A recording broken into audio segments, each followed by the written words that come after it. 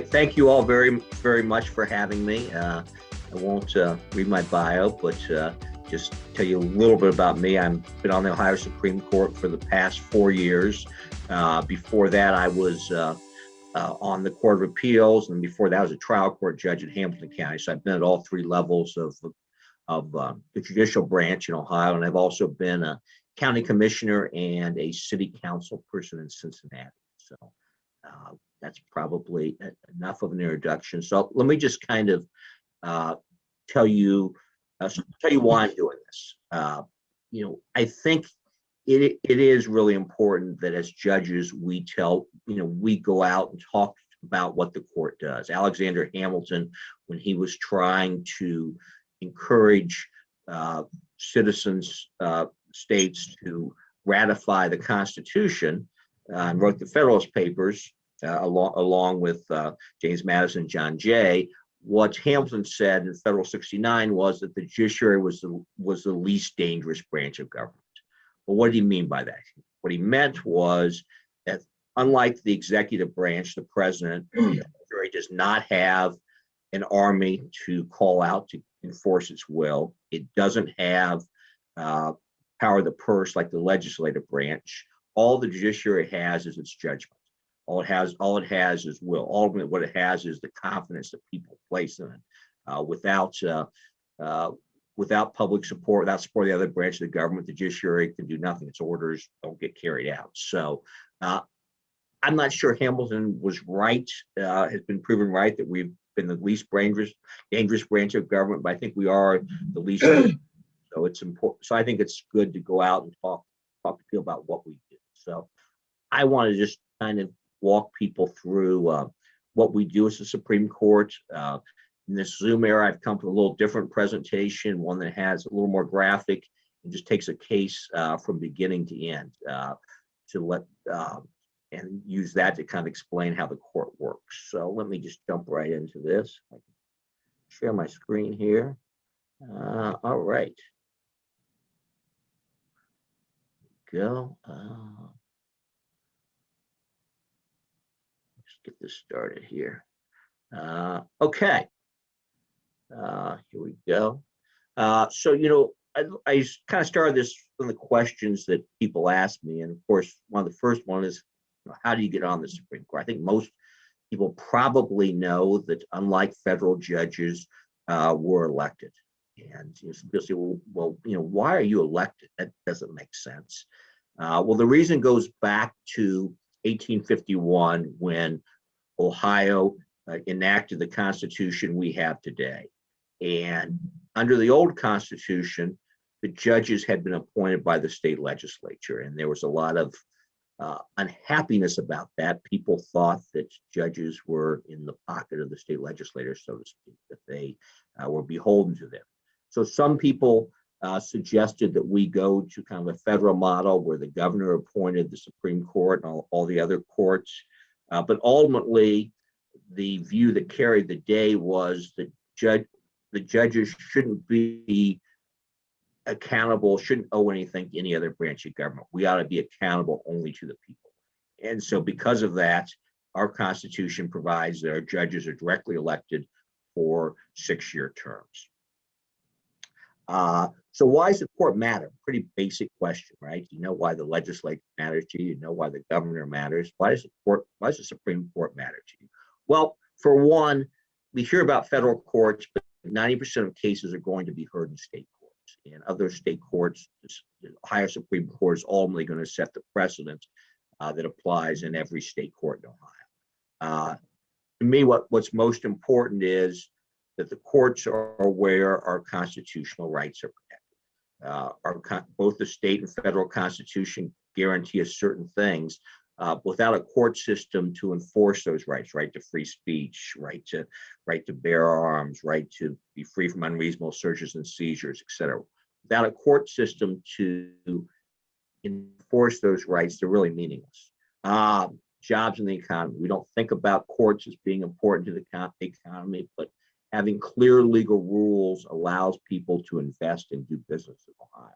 We don't have a good, well-functioning court system. People are not going to want to locate here. They're not going to want to create jobs here. Public safety, of course, courts are going to be the ultimate enforcers, arbiters of our criminal laws. And finally, even we don't think about it, is probably when the courts have the biggest impact, because having a good, well-functioning court system allows pretty much all of daily life to happen. You think about it, if you want to write a contract, for example, you want to buy a house, it's really just a piece of paper. The only thing that makes that meaningful, the only thing that allows people to rely on it, is that there's a court system that you can go to enforce it. Most times you don't have to, but the ability to be able to go into court and enforce those kinds of things is what allows us to fairly seamlessly live in the business. So I'm going to switch gears. I told you I was going to tell you about a case and use that as kind of an illustration. So how does a case get to the Ohio Supreme Court? I'm going to tell you a story about two floral shops in Wooster, Ohio, fairly small town, but that's several florist shops. One was named Wooster Floral. The other was named Green Thumb Floral and Garden Center. Wow, they were competitors. The owner of Wooster Floral got tired of the flower business. She decided that she was going to shut down. She was in the process of doing that. Importantly, for our purposes, she owned a domain name, woosterfloral.com. And so if you typed in woosterfloral.com, you went to her website. Well, she let that domain name lapse because she knew she was closing down. She didn't pay the fee to the domain name register, and so it became publicly available. Well, before she got done going out of business, one of her employees said, "Hey, I'd love to be in the flower business." So she worked out a deal. For $1, she sold all the assets to her employee, and the employee opened up under a slightly new name, Wooster Floral and Gifts LLC. Well, remember I told you about that domain name? Well, in the meantime, while she was closing down, another floral shop in Wooster, greenthumb.com, bought that domain name. So if you went to Google, typed in woosterfloral.com, here's what you'd see.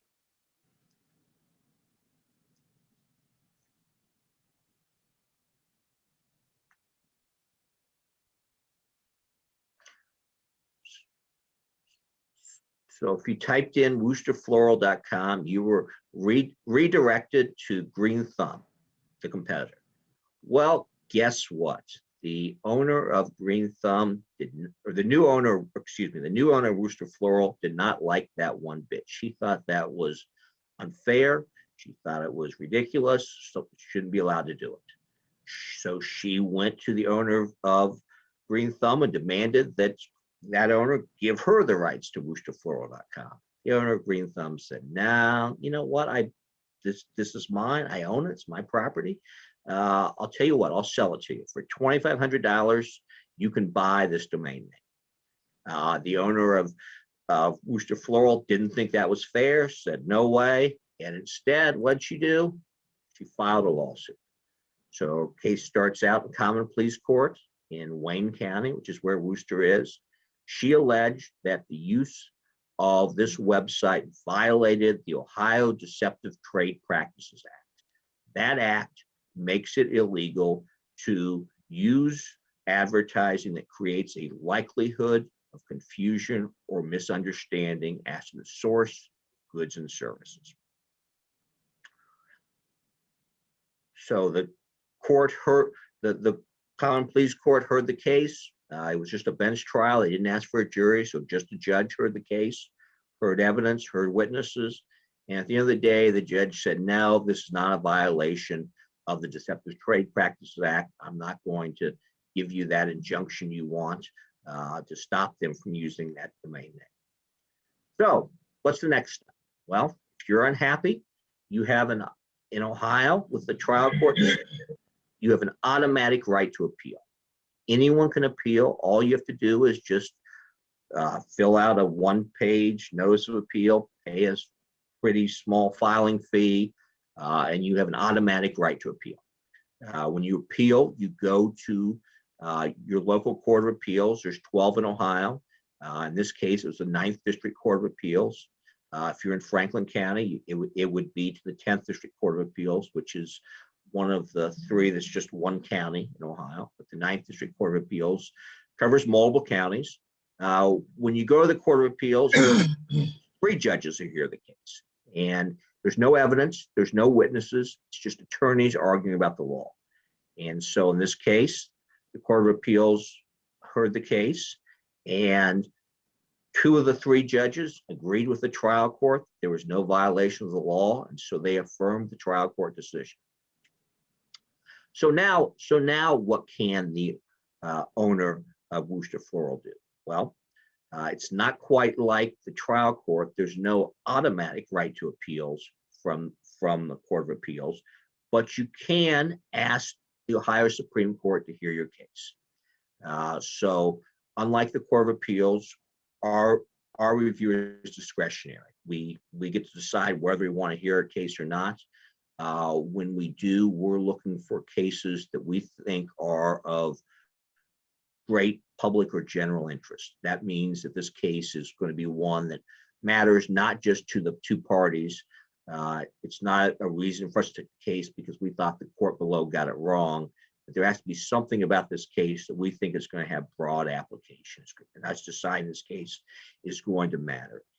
It's a kind of a tough road. You have to write a jurisdictional memorandum to get in explaining why this case is so important. The other side gets to write a response. In 2019, there were 1,100 jurisdictional appeals filed.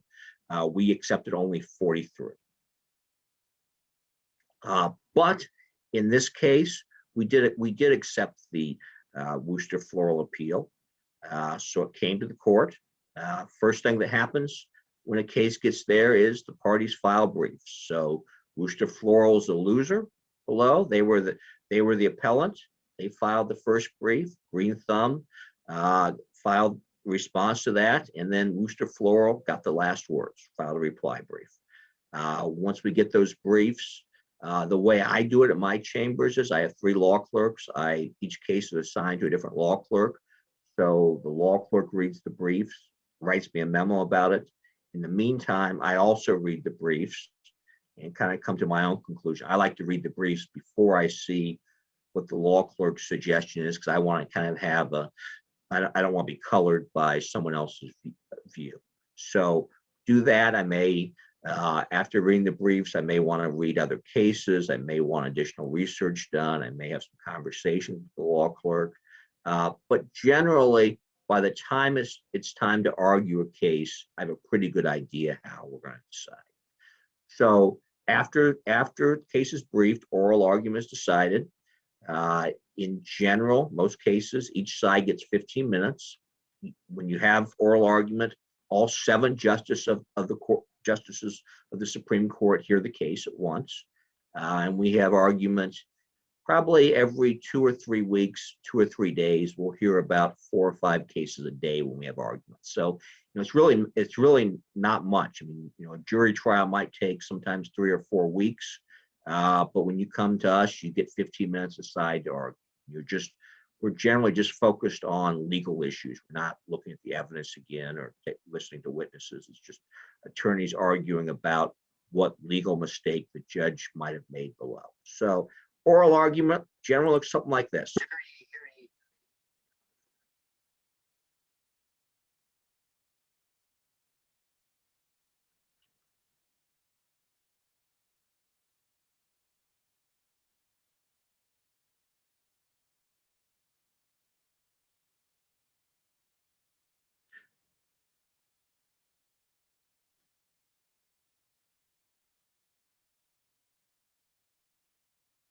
So that's what oral argument generally looks like.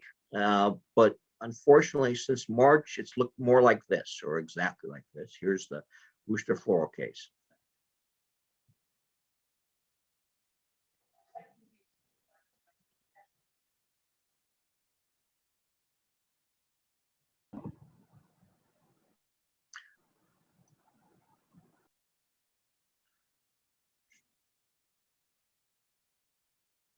So like you, we've been doing an oral argument by Zoom. For me, it doesn't doesn't have a big impact. I think I get the same out of it. I miss being in court. I love our courtroom. It's just a beautiful courtroom. If you've ever had a chance to visit, I like the in person, but I don't think we substantively lose a lot.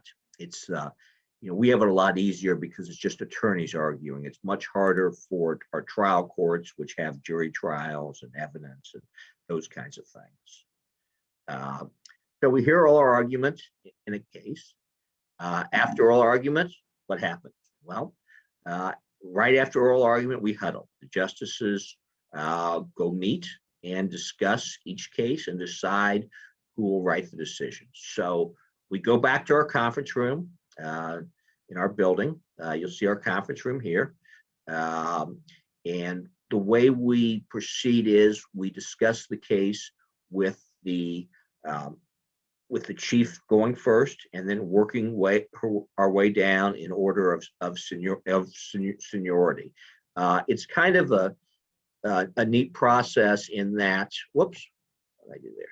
It's a neat process in that we have a system where where everyone gets to talk once without interruption. So and it's very strictly enforced. So if someone tries to interrupt, they'll get cut off immediately, and that way, I think everyone gets to be heard. Then after that, we have kind of a free-for-all discussion.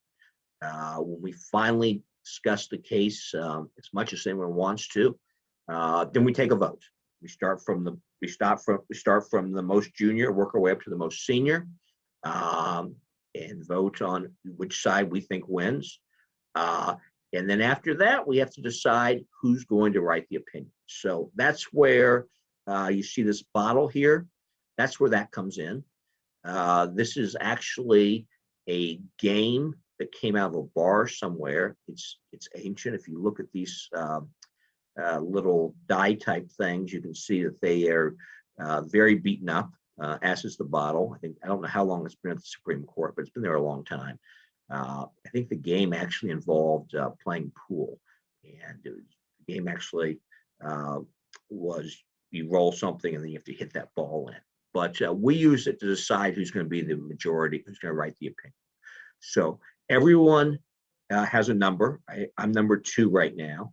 And anyone in the majority goes in the bottle.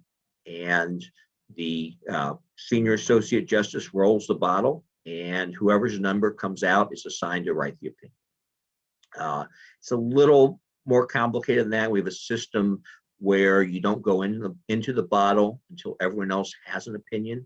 So that, or if you have an opinion, you don't go back in until everyone else has got one. So that way we keep it fairly even as to how many opinions each justice has to write.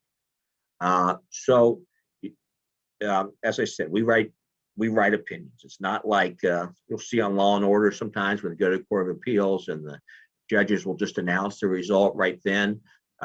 We write a written opinion. The reason we do that is for a couple reasons. One is I think it's important as far as the court having legitimacy to explain to people why we're doing what we're doing, and also because we're setting precedent that other courts have to follow. So by having a written opinion, we're explaining to them what the facts were in this case that made us decide a certain way. So hopefully they can apply that in other cases. When I write a majority opinion, you'll see I wrote the one in Worcester Floral.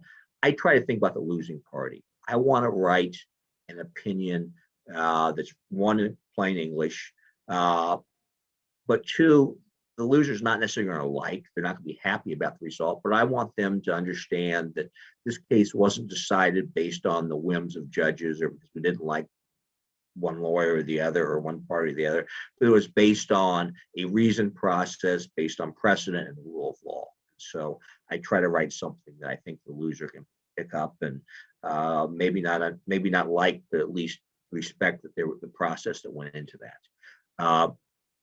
After the majority opinion is written, anyone has a chance to write a dissent. So you'll see in this case that Justice French dissented, joined by Justice Stewart.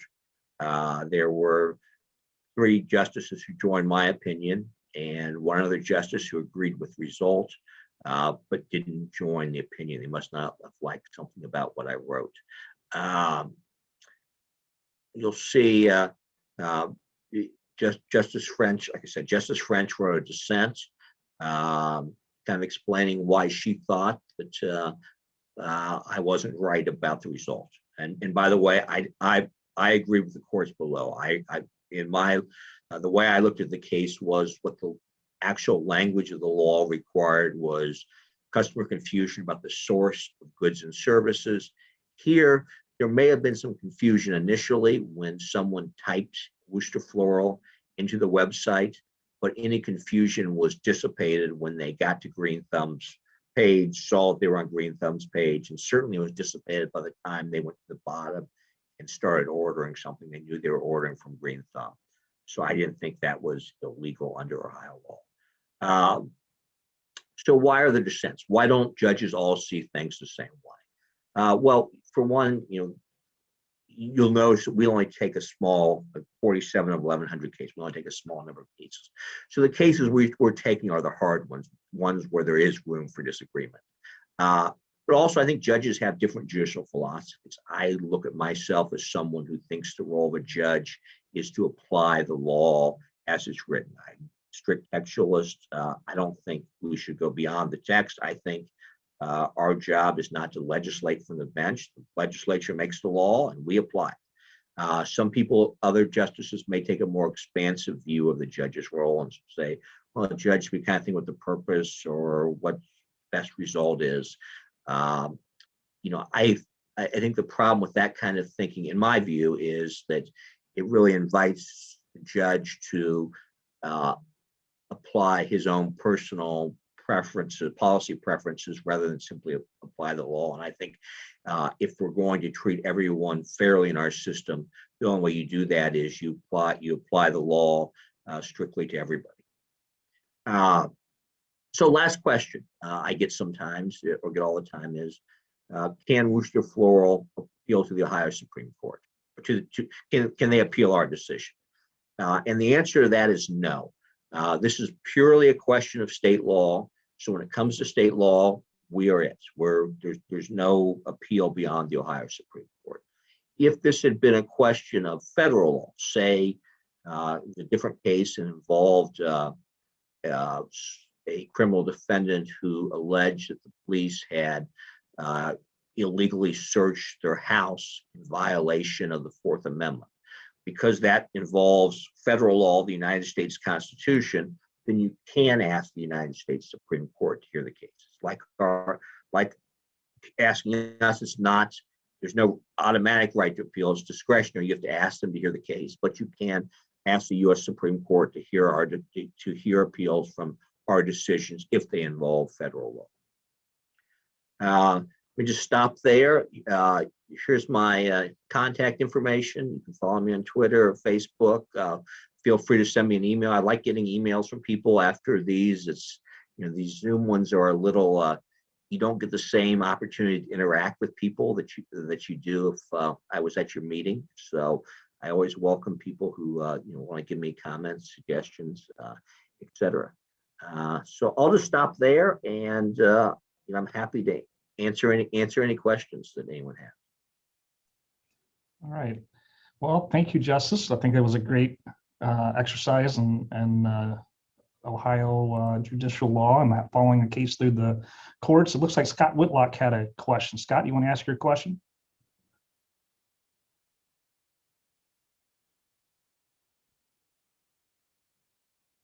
I see Jack. Are you Jack next?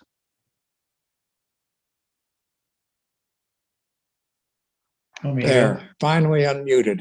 There you go. Something we've been seeing for a long time now is very few criminal cases are actually tried. Most of them are resolved on plea agreements. Even fewer civil cases, less than 1% in Franklin County, go to trial. A concern that I have had is that it's very difficult to go down to the courthouse and actually see justice being done. Is that a concern? And if so, how can that be addressed? Yeah, that's a good question. I mean, you're absolutely right. I mean, there are just not very many jury trials that happen right now, particularly in the civil context. I mean, I know that I teach a class at University of Cincinnati Law School, and one of the things I had always done was get a when I actually when I was in the Court of Appeals was get a case that had been an appeal and use it for the class. I always wanted a case with a jury trial.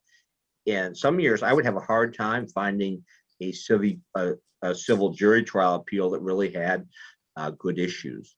You know, I don't know if it's a good or bad thing. I think that I mean it's bad for. I know it's bad for young attorneys who don't get a chance to really try cases. I don't know if it's bad for the system or not. I mean, you know, I generally think in the civil arena, a lot of times when you have a case go to trial, it's really a failure of the parties to, you know, rationally assess the case because, you know, most cases really, there, you know, at least where it's economic issues, there's, you know, it probably makes sense to settle those cases. But in the criminal case, I think it's, you know, I think a lot of it is probably a result of plea bargaining. You know, what you typically see, the criminal cases you see go to trial a lot are the most serious ones because it's pretty clear what the sentence is, you know, going to be in a lot of these murder cases, et cetera. So those are the ones that tend to go to trial. You know, I think ultimately it's you know, it's up to people whether or not they want to take a case to trial. But I do think that sometimes one of the reasons that more cases don't go to trial are because of the high cost of litigation. And I think, you know, I think things we can do as a judicial system to make litigation less expensive are positive things. You know, one thing that I have done when I started looking at this COVID, when I started just seeing what was going on with COVID and how all of our courts were adapting, you know, what I noticed was that, well, one, it's been very bad for courts in the sense that cases have not been tried.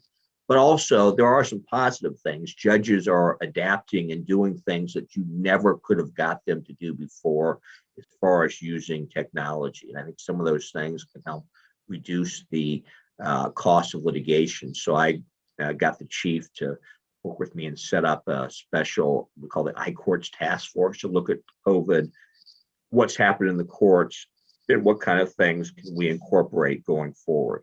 Like, for example, when I was an attorney, I had an office in 4th Street, Cincinnati, where most of the law firms are. Our courthouse is about 7 blocks up. And so I'd often have a status conference with the judge. And so what that would mean was I'd walk from 4th Street to the courthouse, take me 15 minutes. I'd probably sit in the judge's chamber, go up the stairs, probably sit in his chambers. That'd be another 15 minutes. Get called by the judge, you know, maybe be back there for 5 minutes, and then walk back. So you're really billing the client for an hour for a 5-minute discussion with the judge. Now, those are the kind of things I think the judges are doing with Zoom now, and they ought to keep doing, at least to some extent. So I think there are some things that you know, make sense with technology. And I think some of those things can help reduce the cost of litigation. So that's not a very good answer. It's kind of a rambling answer, but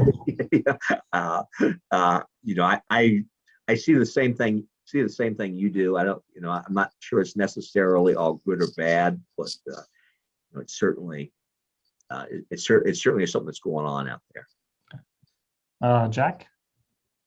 Yeah, Judge DeWine, can a judge abstain from voting? And if so, what would happen in case of a 3-3 tie? So we have, I really like our system. You know, the U.S. Supreme Court, if a judge has a conflict of interest or thinks he needs to abstain or she needs to abstain for some reason, then there's just a justice deciding the case.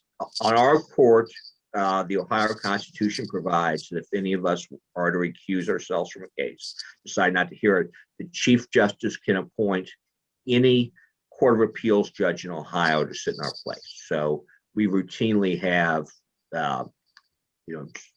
Court of Appeals judges sitting with us. I had a case last time we had oral argument where I had seen part of that case as a Court of Appeals judge in Hamilton County before I got on the Supreme Court. So I needed to recuse myself from that case, and the chief just appointed another judge from Ohio to sit. So it works out pretty well, and it's I think it's much better than the federal system where there's no means to have anyone else sit. All right, looks like we have another question from Galen. It says, what is the future of partisan judicial races in Ohio? What is the future? I'm not sure exactly what you mean by that question. You might be. Go ahead. Well, Justice DeWine, Ohio is in the minority of states that elects its Supreme Court justices. Do you see, is merit selection, would that require a constitutional amendment? And what do you think of the idea in general? Does it have any prospects? Yeah. So there's various systems that are used in different states to select judges. About 2/3 of the states elect at least some of their judges. Now, maybe some may have some combination, but 2/3 elect at least some of their judges.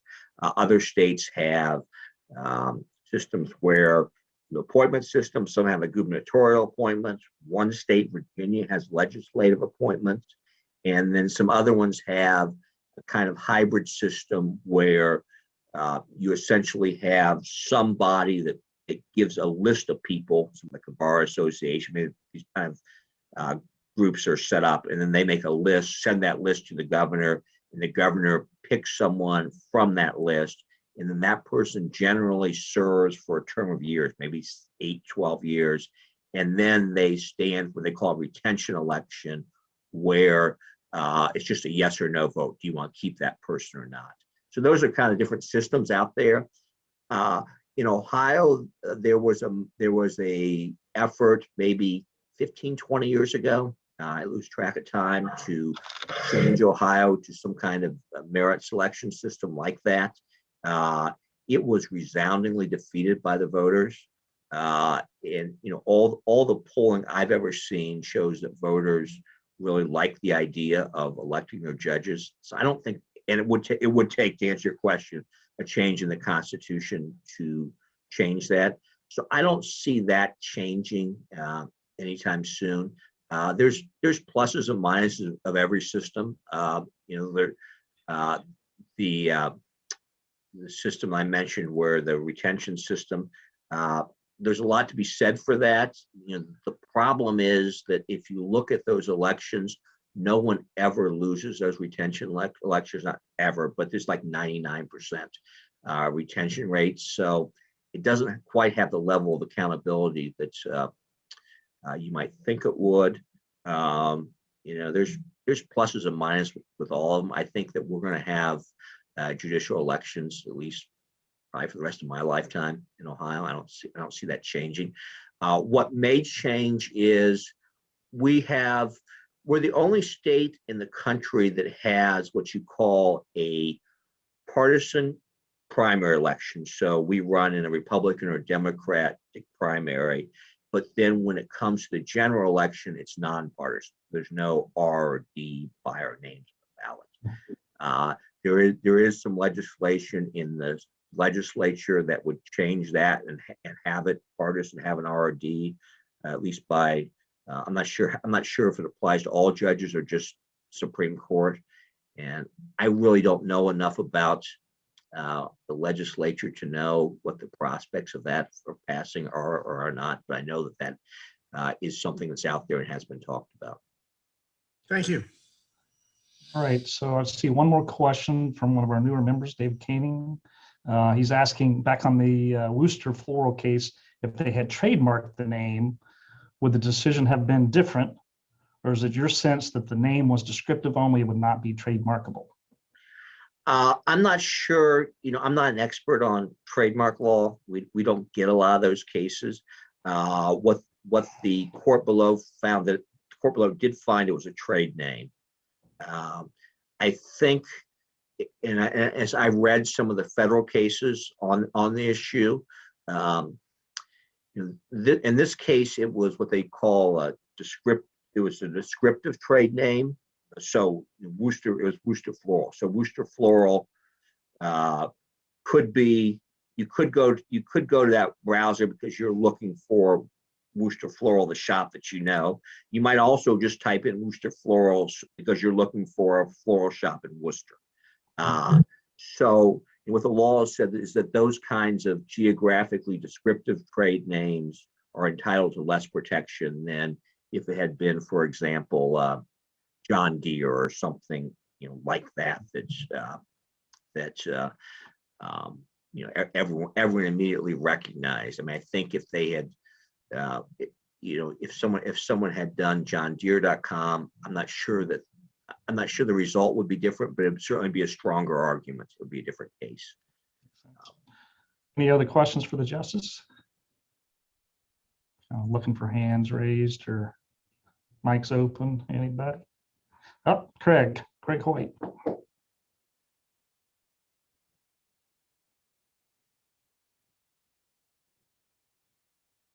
I have one, Chip. Okay, go ahead, Ed. We'll go back to Craig. Would you comment, share with us about the selection of the next Chief Justice, which is in now process? Well, there will be an election. You run separately for Chief Justice.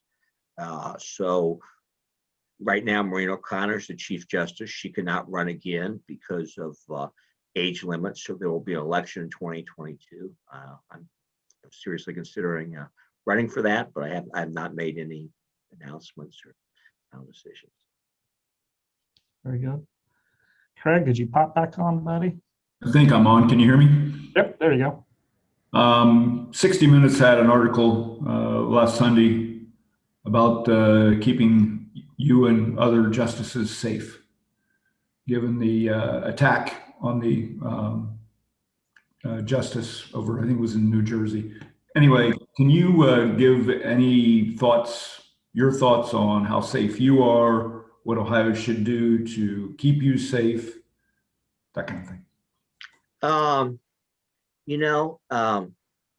I didn't see the story, but I on 60 Minutes, but I read something about that. I mean, I read about when it happened, and I also saw that the same person apparently had targeted Justice Sotomayor, I think. Yes.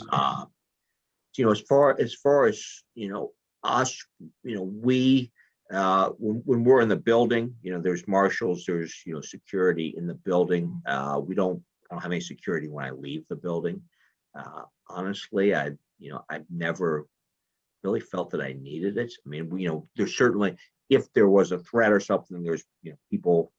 There's someone I would call at the court who deals with those kinds of things. But I don't have other security. I haven't really had any problems. I mean, I used to worry about it when I was a trial court judge, a little, sometimes even more, because where we sit now, I mean, we're obviously higher profile, but you're also farther removed from people. When you're a trial court judge, it's happening right there in front of you in the courtroom. But even then, I didn't have a whole lot of problems. I've had a few, I've had a few kind of what they thought might be threats, but they really haven't. They've actually, what I've had has to deal more with my father than me as a justice. I mean, just more because I'm because of my father, not because I'm on the Supreme Court. So I don't know. I mean, I think I feel pretty safe. They were talking about, since you didn't see the article, they were talking about getting your address, identity, so that somebody couldn't profile you or get your personal information more. They were talking a lot about that. I assume your address is listed everywhere and they could find you at home. Yeah, no, that's certainly true. I mean, look, I mean, it's federal judges are different. I mean, they're pretty, they can be pretty isolated if they want to. It's almost impossible to be an elected judge and be isolated, you know. I mean, it would be impossible for me to kind of hide my, you know, identifying information, I think, for better or worse. Good luck on that. All right. Well, we greatly appreciate your time today, Justice. Good information. I think everybody learned something. I know I learned something today, and we appreciate and wish you continued success on the court. And if you decide to run for Chief Justice, good luck with that as well. Great, thank you. All right. Great. All right, well, I want to thank everybody for joining us today. Make sure you share your Zoom invites, invite your friends and peers. Our next meeting is going to be next Monday, March 1st, and we're going to have actually a day of fellowship and networking. So make sure you join us next week. It'll be a good time. Everyone have a great week. Stay warm. We'll see you then.